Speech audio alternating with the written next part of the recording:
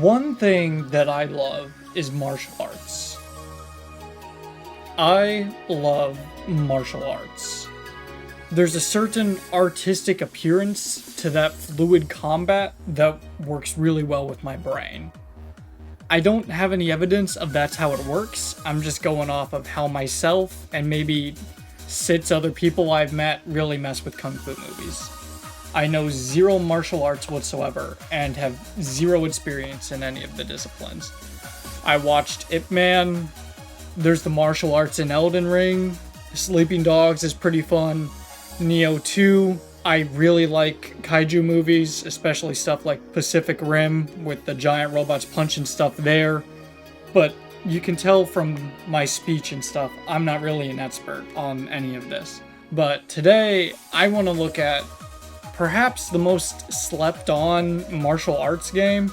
I mean, I've got a ton to talk about, but we're only going to touch on a few in this video since I want to talk a lot about accessibility with choreography. And for that reason, we're talking about the cult classic One Finger Death Punch 1. 2 is in the title, but 1 comes first.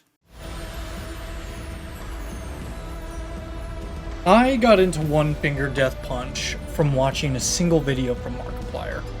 You can see that I actually got the game like a year later after I saw the video, because I'm assuming, if I remember correctly, I saw it around the time it came out. So we're just carrying on from the tradition of 9 to 5 to off, which you can watch on my channel, with a theme of revisiting stuff on Markiplier's channel. When I saw footage of One Finger Death Punch 1, and he explained that all I needed to do was just use my mouse to have the stickman show off all of these insane moves, I was beyond excited. I mean, I still can't really believe how simple, yet how good the original feels to play. It's basically a gameplay loop of left-clicking when there's a guy on your left, and right-clicking when there's a guy on your right. Enemies can take multiple hits, dodge to the side, you can do like 1v1 showdowns where you're in a Guitar Hero minigame with left-clicking and right-clicking rapidly. There's different stages. Some have you using a lightsaber, some have you using a nunchuck lightsaber, some have you doing it in a thunderstorm. You gotta smash a certain amount of enemies into furniture. They get really creative with it through a ton of different variations on the formula. Now there's a bunch of skills you can get that activate based on kills throughout the round, but unfortunately you're limited to only having 3. I don't know what the creative decision was, but this is something the sequel actually does a lot better. The game really does the horde mode so well, and the boss fights that are in the game are mostly just enemies who turn into different types of enemies throughout. But it's a treasure trove of violence. I mean, all of this still holds up. I think the best way to experience One Finger Death Punch 1 is through blind survival, which hides the HUD, and you're just a one-man army versus the incoming horde, with no way to tell the prompt on whether you gotta click left or right. Basically, I think this sort of eliminates that barrier of having to look at the HUD or keep track of an external factor that is stopping you from fully enjoying the game. The way I look about it is, do you guys remember Cuphead? Cuphead is insanely hard. I beat it one time back in college. I'm never touching that game ever again as long as I live. Probably. But the cool thing about Cuphead is that it had all these beautifully hand-drawn animations, and the people who get to watch the game get to really experience them, but not so much the guy playing the game, because he's too busy watching out for that dragon breath that's just going to incinerate you if you're not careful. Other than that though, the game has a bunch of other goofy modes. There's No Luca No, where you move a cat by swiping on your screen, and at the start of each level in One Finger Death Punch 1, it randomly selects a fighting style, and it's fun to see a specific style. By the same point, it also restricts all the animations you see. Like if you're playing survival mode and you're going for 15 minutes, you're just rotating through the same set of moves for that style repeatedly. The game is kind of like soda or candy. The first 1 to 3 sets are amazing and euphoric, and after that it can kind of run a bit on the repetitive side, but that isn't really the game's fault. It's not really made with insane longevity in sessions in mind. It's very much an arcade game, and it knows that, and it plays to its strengths. The choreography of this game is insane for the time though. Now, initially, the comparison I made in my first take of this was an Alan Becker animation, but that just isn't the case. There's so much more rawness and realness to the violence. Everything just feels so visceral and just out of control in a good way. And that sort of raw, like, kung fu choreography of just survival and chaos and power, that's not really something you get from a stickman animation of a bunch of dudes playing Minecraft on trending. So I don't think Alan Becker is really a fair comparison, like I originally first thought. I mean, just the way every stickman crashes into furniture, nearby objects, they fly through the screen, there's a random Mortal Kombat slow motion segments. Not to mention, just there's so much blood. Initially, when I first tried to play the game to collect footage, I couldn't get it working because it kept saying there was a controller connected, though that was my end, that was my problem. Once I fixed that whole controller issue and took a look through the game, it's way more violent than I remember. I'm surprised I played through it as a younger guy. I don't know, it's just so wild to me. But I also want to bring up, before I go to the next segment, that the devs really do care for this game. So at time of recording, there actually was an update just titled Rise from the Dead on Steam, July 17th, where the devs state, it appears as our Steamworks.net wrapper API had become outdated in the light of recent updates to Steam. We've updated various DLLs and the game should now launch as expected. We appreciate your patience.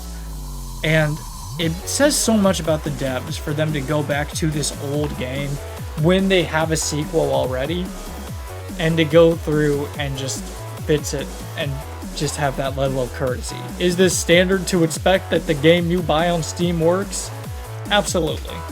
But by that same point, this small gesture really goes a long way, and I really appreciate Silver Dollar Games for doing that. So I wanted to bring that up before I went on to the next segment.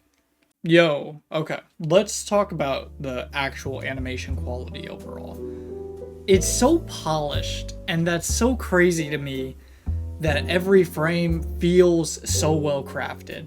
And even though everything is so simple to execute, One Finger Death Punch 1 has a feature where after every battle, you speed up if you win and do well.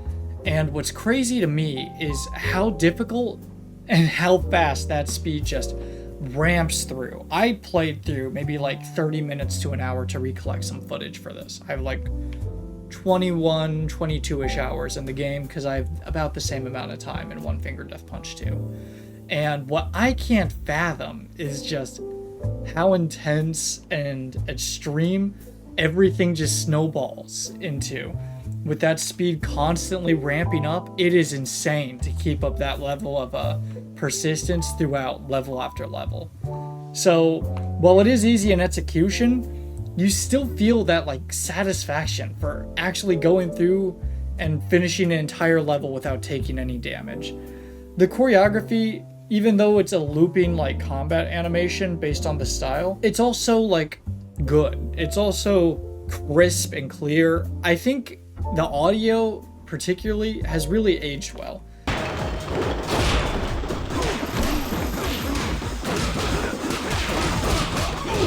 They all have that old 2000s flash hit sound that works really well, especially with throwing and catching weapons, along with just everything detail-wise is just peak combat. And it just is such an amazing artifact of the time. And before we talk about the sequel and everything fantastic it's done, I want to take a step back to talk about everything else Silver Dollar had made prior to One Finger Death Punch 1, so that we can really appreciate everything that they've made now. First up, we have The Headsman on Xbox 360 2009. This game is based on the song The Headsman by the Finnish metal band Deathlike Silence. The lyrics are about executions by decapitation, and so is the game.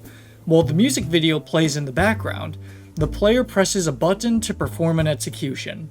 Then the head falls straight down, and when the timing was right, In one of the baskets, which horizontally moves over the screen, there are 5 rows of baskets, and the lower ones reward more points. Besides the further distance, they also move faster. The goal is scoring as many points as possible before the song ends. This is kind of a bit, I say that in like the nicest way possible, but this is very much a gimmick game of its time. It makes sense that it's one of their earliest works.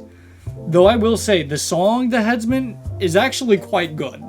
I listened to it and you're seeing some gameplay on screen. I haven't decided whether or not, we probably won't play the audio during this segment, but you can look up The Headsman for yourself. It's a great song. But the game itself, there's not really much for me to even comment on. The guys jam when the music goes hard, but at the end of the day, they're walking forward, they're kneeling down, and you're taking off their heads to get points while the same song plays.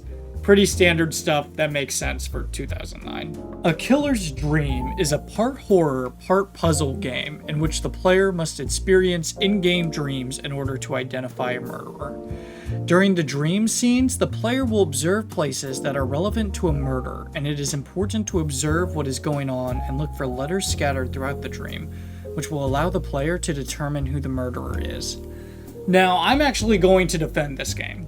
Those early 2000s Etspots games trying to be scary have always really freaked me out. They're not particularly scary, but it's something about the actual style and those weird text prompts that actually makes me feel super uncomfortable. And I honestly think this game really has something here. I wouldn't mind a modern remake of this with like more replayability, obviously, but I think this works very well. Does it hold up? Absolutely not. Even back then, it didn't particularly hold up. But A Killer's Dream is a great idea in concept. And I think it's very intriguing to watch a short series of events and then have to guess the killer. Now, granted, it shouldn't be as obvious as letters, but I think this is an idea with potential, and I'd love to see somebody remake this as a full-fledged game that really works. So, I don't know. I'm calling this a win for Silver Dollar. Mind Warp is a game about a man who accidentally has too much to drink at a work party and tries to spend the rest of the night without getting into too much trouble. To replicate the experience of being drunk, the game uses visual illusions to disorient the player in the real world. It achieves this by periodically displaying images of moving black and white lines and asking the player to focus on a small number counting down from 30 seconds in the middle of the screen, allowing the moving lines to occupy the player's peripheral vision. If the player follows these instructions, they will experience a visual illusion known as a motion after effect, which occurs after viewing a moving visual stimulus with a stationary gaze and then immediately fixating on a stationary stimulus after a certain amount of time. The result is that still images appear to move in the moments before the player's eyes adjust to the still image. I'm not gonna lie, gang, this game makes me just feel sick. I've never been particularly huge on these sort of optical illusions, but I have a headache right now, man, just recording this part and watching the footage of the game. The story for this game, I don't believe is real. I don't know where they found the actual man who had too much to drink at a work party, and I'm not really sure how he's getting into too much trouble by staring at optical illusions, but it's their early work, and I do think it's important we go over all of this so we can review what an achievement onefingerdeathpunch is. But by the same point, this game, I think it's more so just an experiment or for some way to hijack Microsoft points. But beside the point, I think we can all agree this isn't their best work. Hockey Fights is, as the title might suggest, a recreation of the most exciting part of a hockey match, the fights. Choosing from one of 8 teams, the player must beat the snot out of the opposing player in best of 3 bouts. The player can punch or block both high and low. Punching will reduce the player's energy, resulting in less damage, but energy can be recharged by blocking attacks.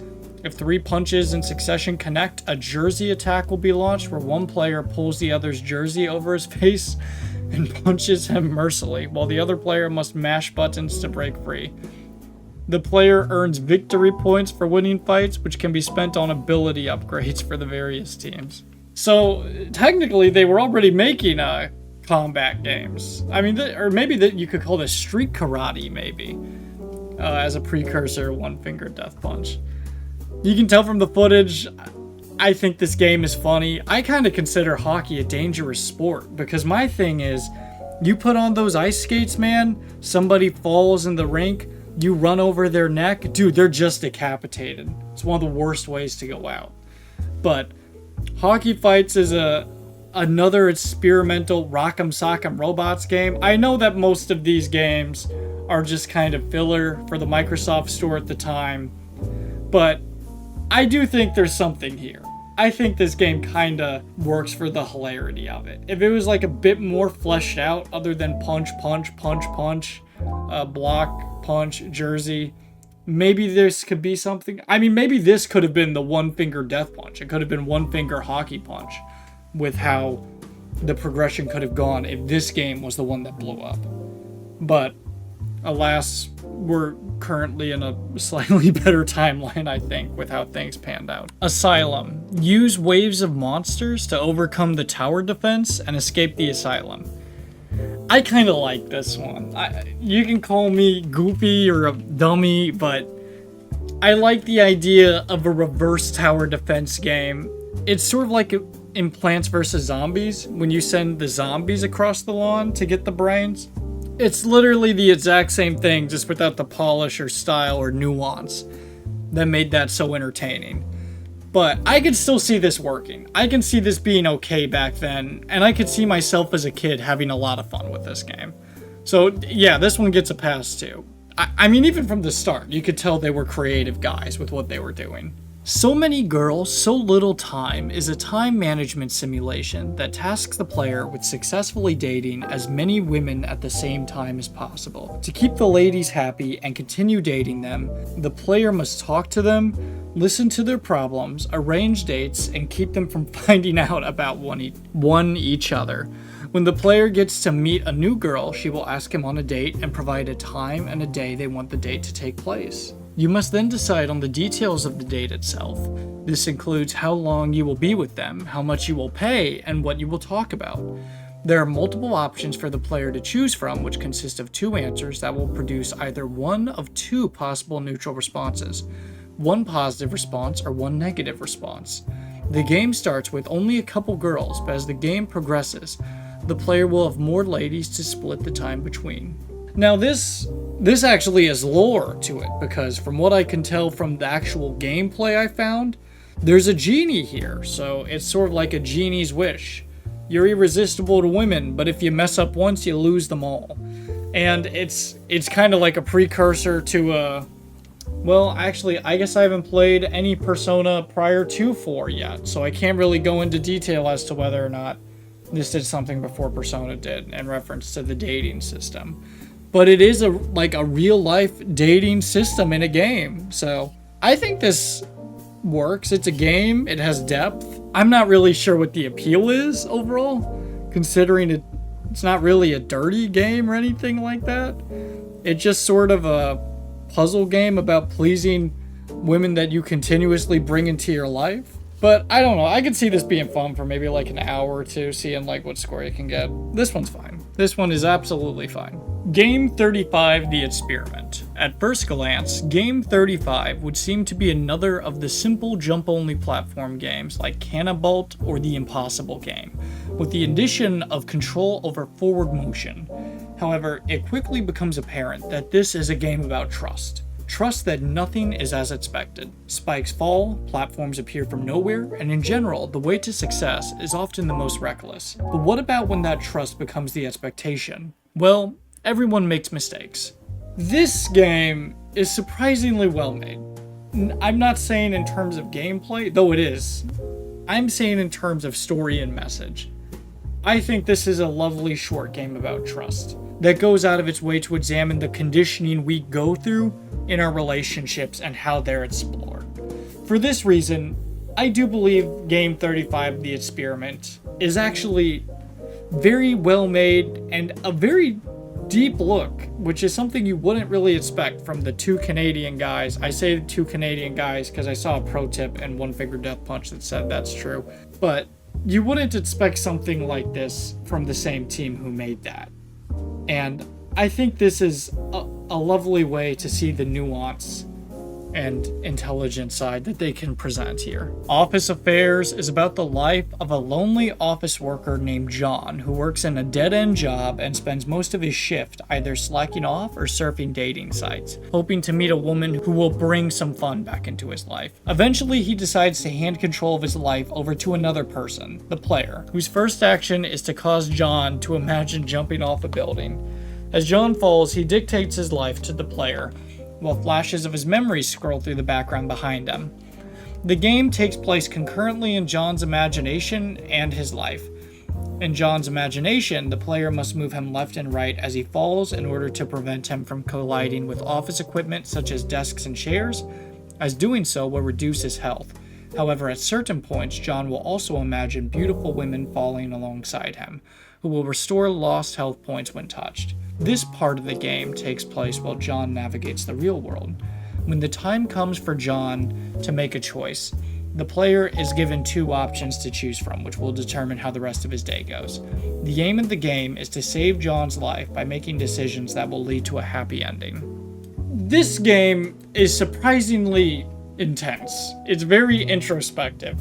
For a game called Office Affairs, I was just assuming it'd be crazy office romance simulator, but it's a very introspective look on John, his sexual frustration, along with the decisions he needs help making in order to live a better life. This is very post-avant-garde, and it's especially weird coming out in 2011 then, but I guess it's a product of its time. But John is a very interesting character. He's far more interesting of a character than he has the right to be for such a crazy premise. But in regards to this, I think there's something here. I think if you check out any game on here and you're into narrative storytelling, I think this works. I think maybe Silver Dollar really should have investigated more into the storytelling side of their work in One Finger Death Punch, because it's clear they had like a talent and idea for it, because this is crazy. I would have never thought of this as a concept ever, even if it's just some frustrated guy dealing with his dead-end job. Load is an abstract, music-heavy interpretation of the miracle of life. The player is cast as a single sperm making his way through pink tube-like tunnels made up of floating squares, inside a red vibrating environment filled with white dots and black lines. The aim of the game is to make it through to the next level while staying inside the pink and avoiding touching any of the obstacles or the outside on the way. The screen scrolls at a fixed high speed, but movement within the screen is completely free. When the life meter goes down to 0, the game is over and the player is shown the distance traveled before meeting his untimely end. This game also has the pleasure of making the worst sound I've ever heard whenever this load goes off track. It absolutely kills my ears, dude. I think this is okay. I mean, it's 2011. I can't think of anything like Thumper, unless Thumper was out by then, that could have scratched this itch for a music-heavy interpretation of the miracle of life. But at the end of the day, it's just an infinite runner. I mean, I can't really have any praise, but I also can't really, like, clown on him. Even though it's just... the audio isn't there, and for a game revolving around musical interpretation, I do feel the music needs to be better, but that's just me. But, as said, we're more so doing this to see the progression of their earlier work to their magnum opus. And I want to say as well, I don't mean any of this in bad faith to the developers. Though I will say this in bad faith, I really wish they replaced that sound with anything that just didn't hurt my ears as much. Help Fight Breast Cancer is a trivia game in which the player is asked questions which all relate to breast cancer. The game uses video clips where the question is read, and after the question is done, the player gets to pick from 4 alternatives, one for each of the X, Y, A, and B buttons. The player will be rated on how many correct versus how many wrong answers they got. The game was made to increase awareness about this serious illness, and all of the proceeds from the game will be donated to National Breast Cancer Foundation Incorporated. Yeah, that's awesome. It's always good because fuck cancer. Cancer's fucking stupid. I've lost a lot of people in my life to it. I hesitate to call this a game, but what can you do? You know, there's worse things to do in the name of fighting the good fight. I don't know. I feel pretty neutral towards it.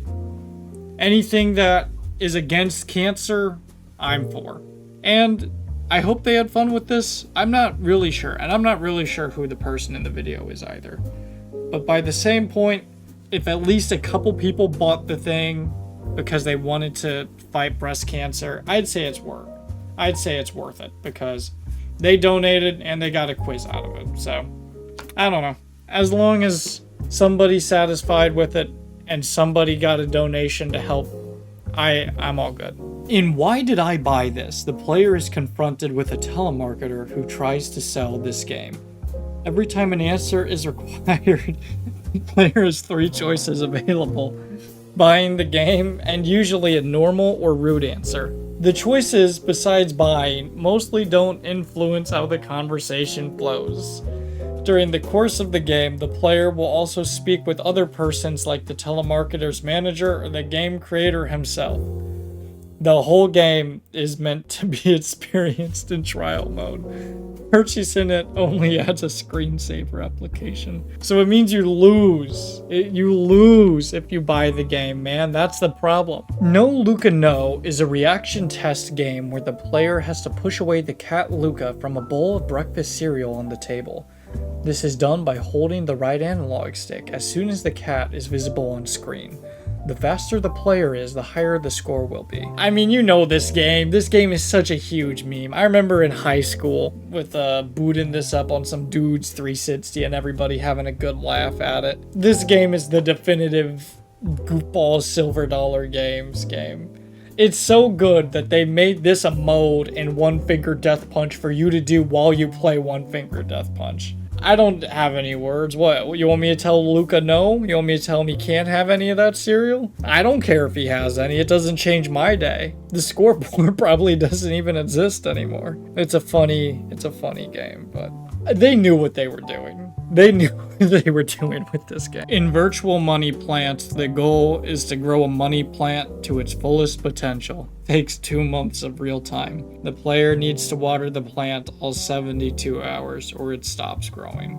I'm not gonna lie, man. I'm about to doze off before finish. There's 3 games left on this list that I was gonna review because I know I can't find a definitive list of every silver dollar game due to the fact they've made so many, but this one takes the cake. This is my breaking point. I thought 9 to 5 to off was my burnout moment. Dude, I can't imagine having to water a fictional plant for 72 hours or it stops growing. I don't even know what the joke is. With No Luca No, it's just the silly cat comes and munches on your cereal. Is the joke it's just a desert bus of watering plants? When I saw Virtual Money Plant, I thought it'd be like Weed Shop 3, and I got really excited because I think it'd be fun to see these developers do a take on that, because I think Weed Shop 3 is a very fun game, but I've never had like the time to get into it.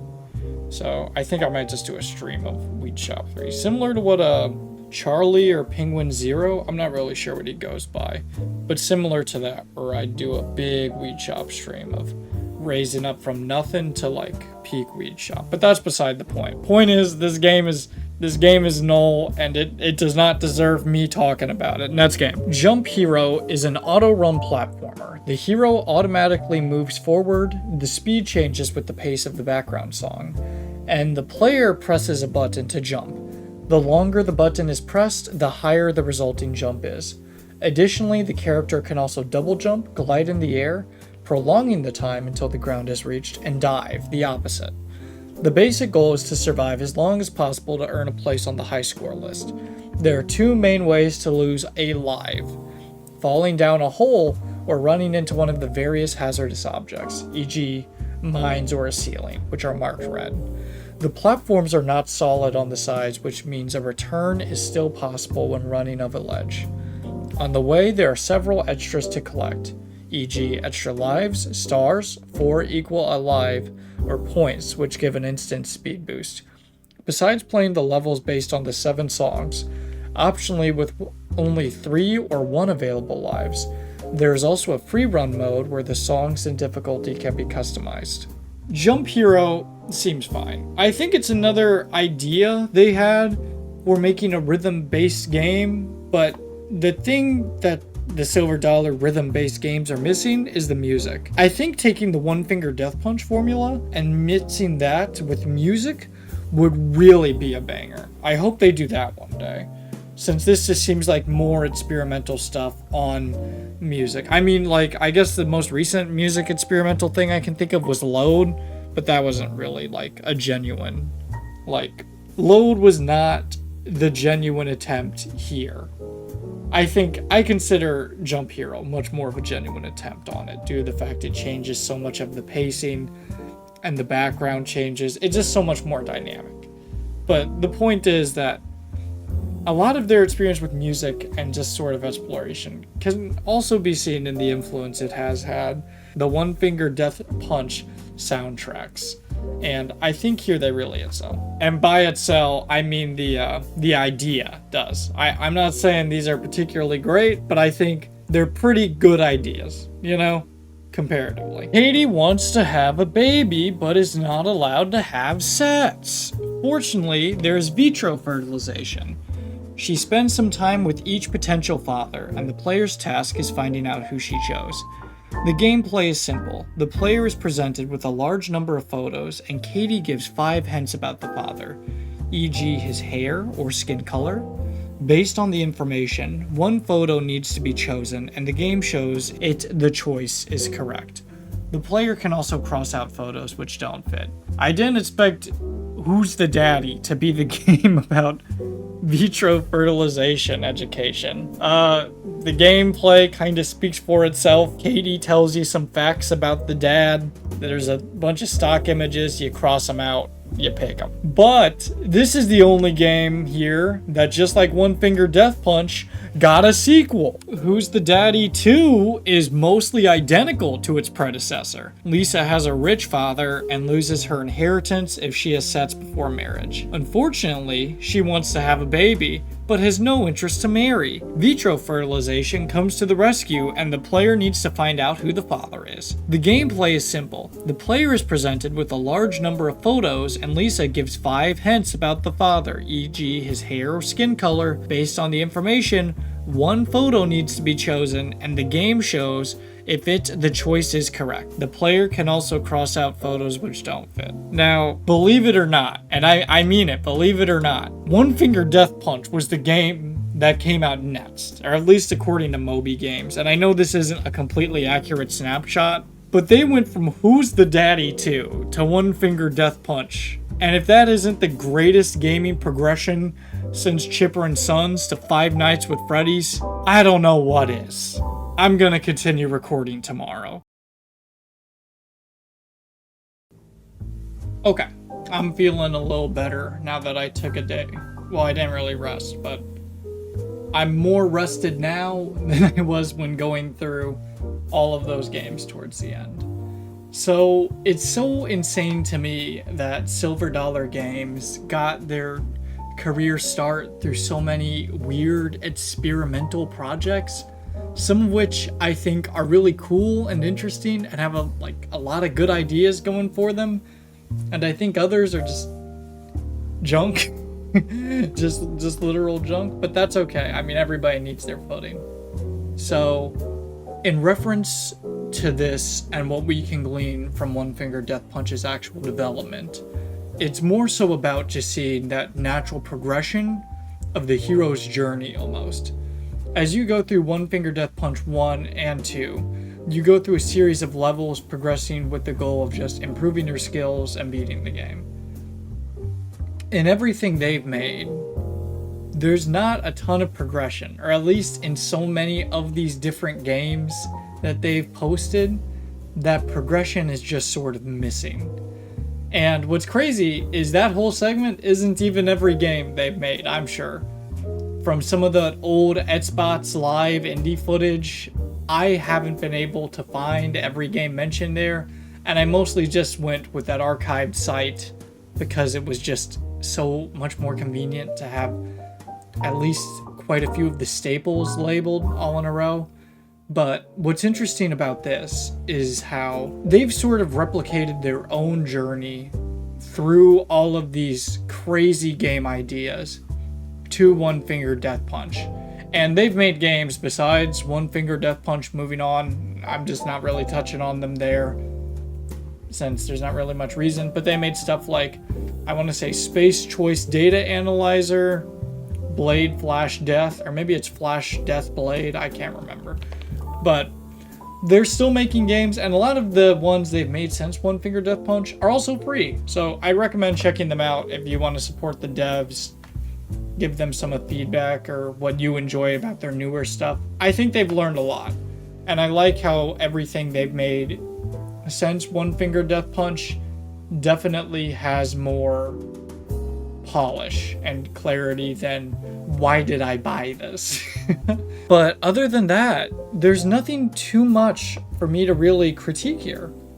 They made a lot of random junk. We just went over said random junk, and I think it's a very interesting snapshot of the developer, and to me that change in what they made to One Finger Death Punch is awesome. There's just so much growth, and One Finger Death Punch has so much content, it's insane. I'd seriously recommend picking it up. But now that we've actually talked about One Finger Death Punch, we need to talk about One Finger Death Punch 2 along with the choreography.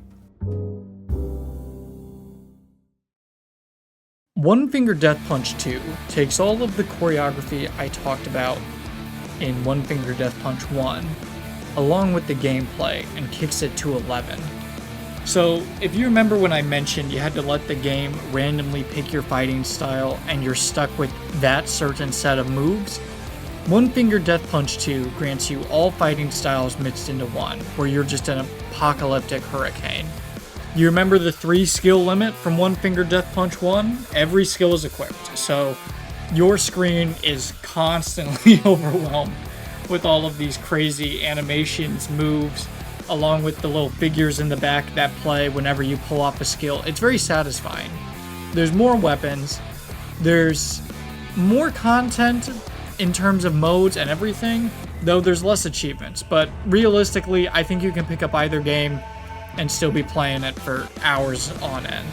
A complaint some critics had from the first game as well that was attempted to be addressed here is that with the arcadey nature of the first game, things got repetitive after a while, going around level to level in the same sandbox. I think One Finger Death Punch 2 solves this through the gameplay loop additions. There's projectiles now, but there's more ways to interface with them. So initially in the original game, you could just catch projectiles and then throw them off. But in this game, you have the distinct advantage of there being 3 types. Your character will either block, dodge, or deflect, which I think adds a lot of depth to gameplay. Not to mention there's guns now. Everybody loves guns in their Stickman game. I think there's more maps in terms of maps you traverse in the overworld to access levels.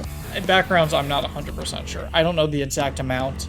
The only thing that I think One Finger Death Punch 2 does absolutely horrible is there's this boss fight mode with this giant squid monster on one side.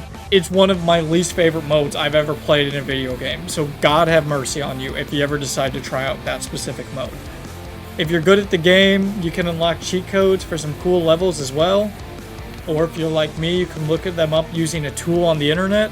And what I like about this game is even though everything isn't as wild or maybe visceral as it is in the first game, every kill is still a spectacle.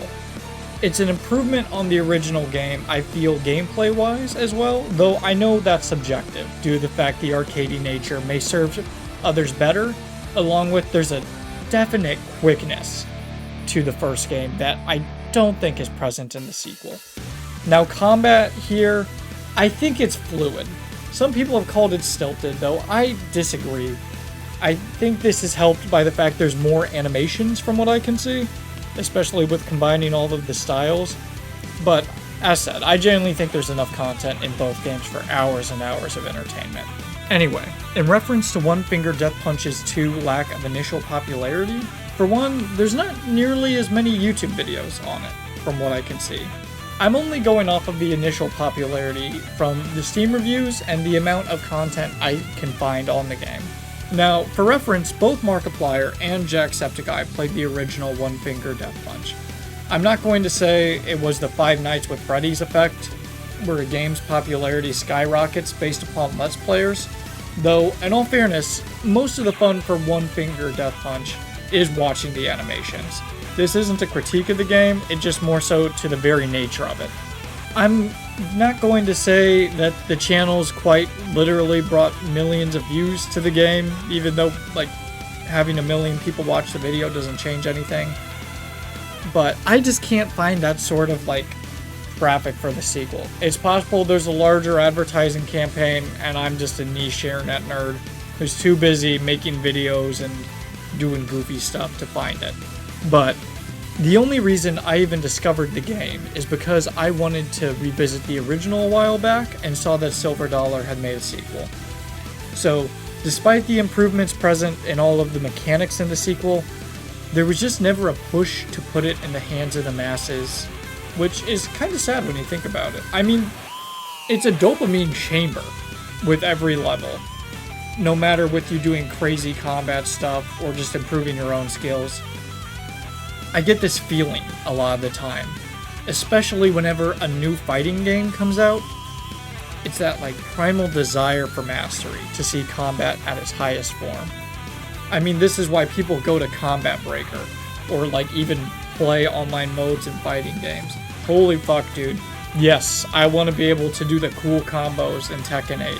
Heck yeah, man. I want to be able to play as a Kuma as some primal monstrous beast wrecking people in online matches. Bro spittin' facts. I want to be able to play Bedman, ? Without feeling like a mattress could play them better than I could. In execution, this tends not to happen for a lot of people, myself included. I'm not particularly skilled at fighting games.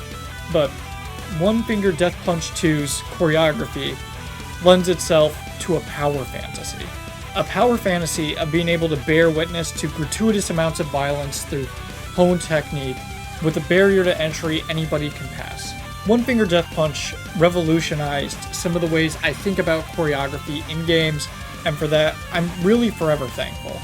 I'm kind of bummed out that this game never had that much content creator attention, but I'm thankful I can boot it up whenever as my own rendition of it, man.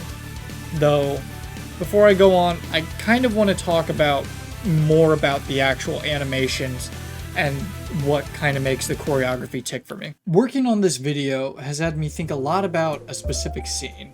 There's a scene at the beginning of Ip Man where a fellow master challenges Ip Man to a battle. Not like a battle of wits or anything, it's just straight up kung fu. The battle between Ip Man and this master mostly revolve around Ip Man being very static in his movement. Static, or in the way that he's just in one spot, and the master continuously runs at him. Very similar to One Finger Death Punch 1 and 2, where they just kind of run at each other and get into conflict.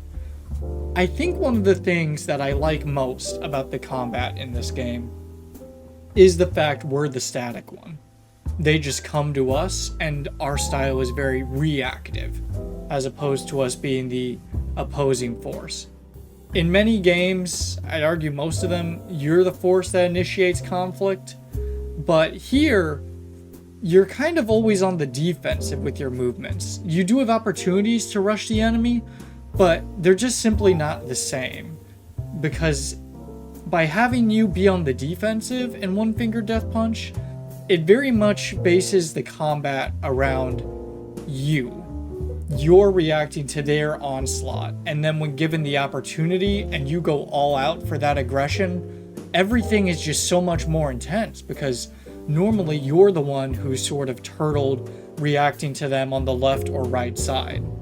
But everything changes with the ability that you can also push out and attack whenever given the opportunity with weapons, throwing weapons. There's a beam move that happens where the lighting changes and you can rush either side. There's opportunities for the player to go through and be on the offensive as well. But I think what makes this choreography so special is the fact that in so many old style kung fu movies, the master is on that defensive, as opposed to a lot of kung fu games where you're on the offensive. That, of course, doesn't mean the choreography won't work if you're on the offensive. There's plenty of games that do that and do that well. But One Finger Death Punch 1 and 2 really master this idea of the choreography matching up with that sort of idea of older movies. As said, drawing from Ip Man again, he's the master in the way that he takes control of the situation by choosing to let his opponent initiate and playing off of all of his movements. And One Finger Death Punch works for me in the same way that this unstoppable onslaught of enemies approaches us, and we're very reactive in all our movements with careful tapping and all that. I mean, we're not supposed to spam. So with just very careful tapping, we can go through and kind of reflect all of their attacks and just sort of lash out. This choreography to me is just so much more interesting than just so many other games where you're running out and then just pounding on the guy.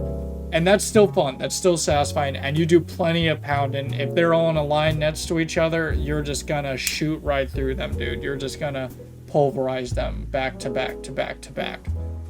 But the actual, like, creation, I think, of all of these great set pieces that come from One Finger Death Punch is really just a handicraft to both the animations along with the actual style that fights are approached, with you always being the centerpiece. I think that works really well, as opposed to with other more cinematic stuff. Screen time is shared between two figures, but the fact everything is solely based around the protagonist of One Finger Death Punch, and the only time that changes is when you're in that little brawler minigame where you gotta hit left click or right click, sort of like Guitar Hero for survival. That's the only time the actual focus changes a little bit. I think that works really well, and I think that's the biggest strengths of its choreography. And while we're at it, I kind of want to talk about another game that has presentation be a large strength of its combat, and a bit how it plays into One Finger Death Punch 2, or at least how they kind of lock together in my mind, which is, you know, it's a little goofy.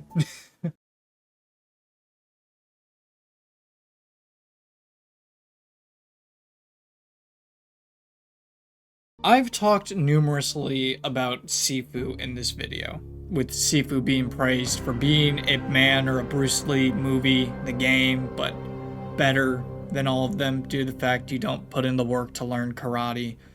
But we're not going to talk about Sifu in this segment. We're going to talk about Absolver. Absolver was the precursor by the developers before they made Sifu, and honestly, the game fucking rules. It's been described as a pseudo MMO PvP game that just lets you run free in a world with loose lore explanations, similar to Dark Souls with learning through item tests, and your only goals really are to annihilate everybody you come across in Kung Fu, and you do so through collecting gear, which you get by killing players repeatedly, running through all the bosses, and then rematching the actual bosses once you've killed enough players repeatedly. This game is actually incredibly PvP based.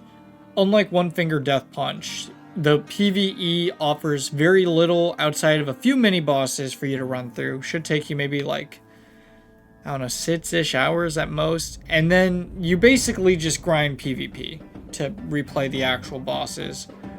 And it's possible that this has changed since last I played.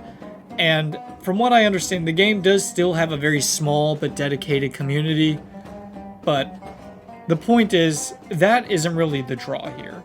The draw here is the combat mechanics of Absolver.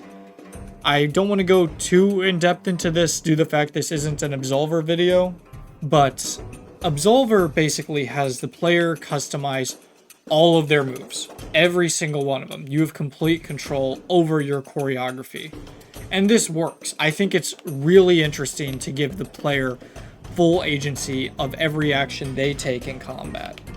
There's abilities as well that you can change between, and Even though at the top levels of vanilla Absolver, from what I have read and understand, there's not a ton of variation due to the fact better balancing needs to be in place, there is a mod out there to kind of alleviate that issue. Now, while the game has fantastic presentation in a different way than One Finger Death Punch has, it also has a beautiful art style and atmosphere. There's something about the world of Absolver itself that's just so real.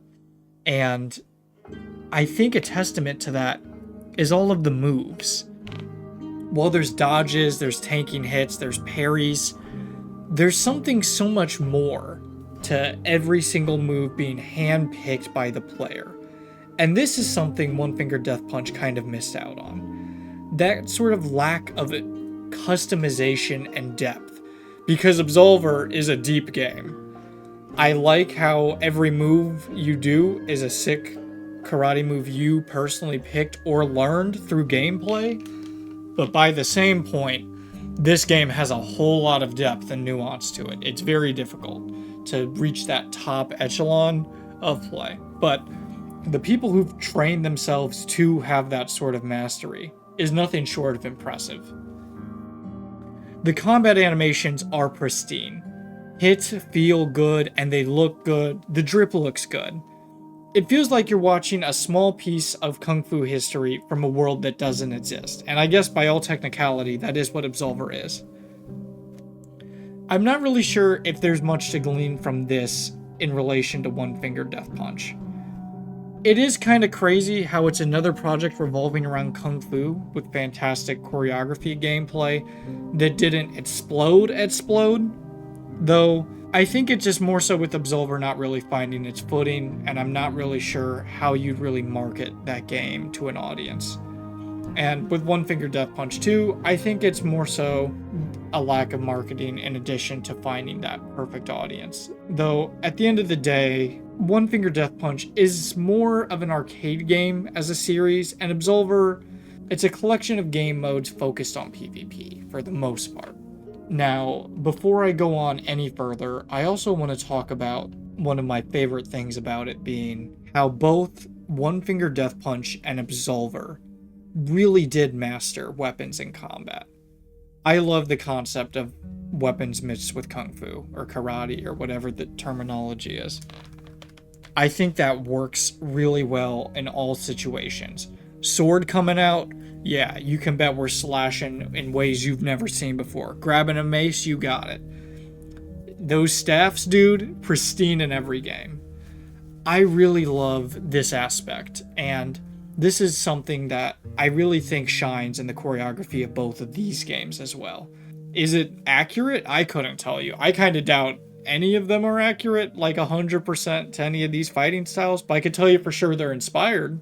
But that's really all I have to say, I think, for the moment on this. Okay, so it's all very, bare bones explanation of Absolver, but I wanted to mention it because there's something about these two games that just click with me through their combat, through all those, pre-rendered movements, except that stupid slap thing Absolver has. That thing's just a meme, but I could just be salty because that thing drives me crazy in terms of combat. But Absolver and One Finger Death Punch both have this thing in common where you can tell from the movements in the game, the developers care. They care a lot, and they've worked to make this creation public so that everybody can enjoy it. And I am forever grateful for both, even though both games have problems that I'm not particularly fond of. But in reference to Absolver from here, I think this just serves as a way to show that the rapid action of One Finger Death Punch could also work in a 3D space if they kind of kept a lot of the core arcade principles, due to the fact Absolver references all of those same movements with the different martial styles and the weapons and the abilities, and they work. They work really well in the space that they're made. And I really hope that one day the developers come to revisit Absolver due to the fact I think it got shafted. I really think this will blow up, especially with the large rise of multiplayer games as of late. I could be tripping. Maybe I'm just thinking of Power World and Helldivers, but stuff keeps blowing up and it will always explode in popularity. And I think Absolver would be a great candidate. I'd love to boot up this game and there be like thousands of people playing it, you know? But a guy can dream.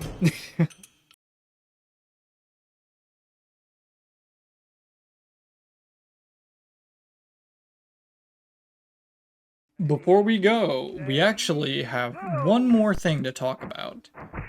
So, what's Xiao Xiao? Well, I don't know if you've heard of it. If you're watching this video, you might have, but I had no idea prior to doing research for this video. I think I maybe saw it a few times as a kid, but other than that, it awakened some crazy past memory within me. As you can see from what you're watching now, they're a set of fantastic flash animations. I kind of think this is like such a big bang to start such a great art style. Silly as it may sound for an animation this old, to be this high in terms of quality and like actual movements is insane. Now granted, if you compare it to stuff like Tekken, Street Fighter, Guilty Gear, Sekiro, Sleeping Dogs, Neo, etc., yeah, we've got competition. But one thing to think about, and one of the reasons I made this video to even talk about the choreography in place, is the low barrier to entry. If you want to see some godlike choreography for a fighting game and feel proud, a lot of the time, you gotta do it yourself. Now granted, there's nothing stopping you from looking up pro gameplay, but it's not quite the same. Now, with onefingerdeathpunch and Xiao Xiao, this holds a small advantage due to the fact it's a time capsule. It's a time capsule of these raw fighting animations. And while yes, they're creative and interesting, they're also their own art style. You can't boot up Street Fighter Pro gameplay and watch the Ryu play the same way the guy from Xiao Xiao does. You're not going to be able to re-experience this fighting style in the form of stickman flash animations without going to these time capsules. I mean, Alan Becker and other stuff is just so much more tame in comparison. You can't get the same experience. And while Absolver is a great adaptation and growth of that, it also isn't the same. It's just looking up something to see action you crave, and there's something so visceral about the action here due to the fact it was just guys watching kung fu movies and then thinking, yeah, I could do that. Now granted, is that the actual experience of the creators? I couldn't tell you. But these are just made by guys with certain aesthetics, and I think onefingerdeathpunch really adapted the spirit and soul of Xiao Xiao very well. This is something special, and I feel bad for anybody who hasn't seen this or got into it who's a fan of the genre. Why do I show this exactly right towards the end of the video, closing with the montage? Maybe as a way to say this is a complicated metaphor to say stickman choreography will live forever. I mean, I'm still talking about it, and technically any kung fu in a video game could be an adaptation of the stickman choreography. Could this be a talking point that action kung fu games, no matter the skill to entry, will always exist? If that's true, then why did I show Absolver? That game heavily revolves around skill. And if casually playing the game, you're going to see a whole lot of crazy stuff performed on you. But all of these choreography for all of these games is fantastic. All of the movements, all of the gameplay. They're almost a fighting style of their own, at least the way the models are done. And that to me, that sort of self-interpretation of combat is kind of what it's all about. It may not be what's most effective in common practice in the world, sure, but it's interesting, and it's flashy, and it's very cinematic. And there's something about combat that just gets the blood pumping, with extreme action being carried out by you, or seeing it. It's all a power fantasy, but the power is just having the capacity to perform these moves. Not always succeeding, but even the attempt is worth something. So, play a fighting game. Not just a fighting game where you're two dudes fighting. Just play a game with fighting. Go fight. I don't know. Party hard.